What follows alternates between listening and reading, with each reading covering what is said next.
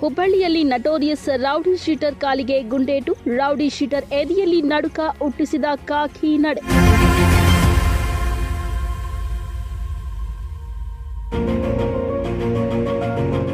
ಹುಬ್ಬಳ್ಳಿಯಲ್ಲಿ ರವಿವಾರ ನಡೆದ ರೌಡಿ ಶೀಟರ್ ಗ್ಯಾಂಗ್ ವಿಚಾರಕ್ಕೆ ಸಂಬಂಧಿಸಿದಂತೆ ಪೊಲೀಸರ ಮೇಲೆಗೆ ಹಲ್ಲೆ ಮಾಡಿ ತಪ್ಪಿಸಿಕೊಳ್ಳಲು ಯತ್ನಿಸಿದ ರೌಡಿ ಶೀಟರ್ ಕಾಲಿಗೆ ಪೊಲೀಸರು ಗುಂಡೇಟು ಕೊಟ್ಟು ಬಂಧನ ಮಾಡಿದ್ದಾರೆ.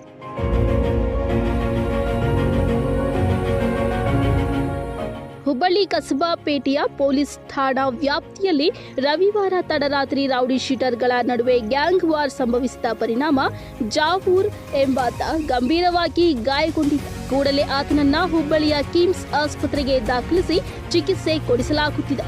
ಈ ಪ್ರಕರಣವನ್ನ ದಾಖಲು ಮಾಡಿಕೊಂಡ ಕಸಬಾಪೇಟಾ ಠಾಣೆಯ ಪೊಲೀಸರು ತನಿಖೆಗಿಳಿದಾಗ ಇದರಲ್ಲಿ ರೌಡಿ ಶೀಟರ್ ಅಫ್ತಾಬ್ ಪಾತ್ರ ಇರೋದು ಗೊತ್ತಾಗಿ ಬುಡರಸಿಂಗಿ ರಸ್ತೆಯಲ್ಲಿ ಈತನ ಬಂಧನ ಮಾಡಲು ಹೋದಾಗ ಈತ ಪೊಲೀಸರ ಮೇಲೆಯೇ ಹಲ್ಲೆ ಮಾಡಿ ತಪ್ಪಿಸಿಕೊಳ್ಳಲು ಮುಂದಾಗಿದ್ದ.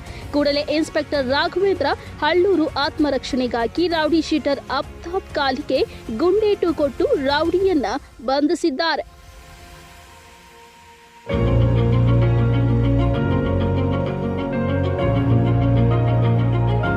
ಗಾಯಾಳು ಪೊಲೀಸ್ ಸಿಬ್ಬಂದಿ ರಾಠೋಡ್ ಹಾಗೂ ಪಾಲಯ್ಯ ಎಂಬುವವರಿಗೆ ಗಾಯವಾಗಿದ್ದು ಅವರನ್ನ ಹುಬ್ಬಳ್ಳಿಯ ಕಿಮ್ಸ್ ಆಸ್ಪತ್ರೆಗೆ ದಾಖಲಿಸಿ ಚಿಕಿತ್ಸೆ ಕೊಡಿಸಲಾಗುತ್ತಿದೆ.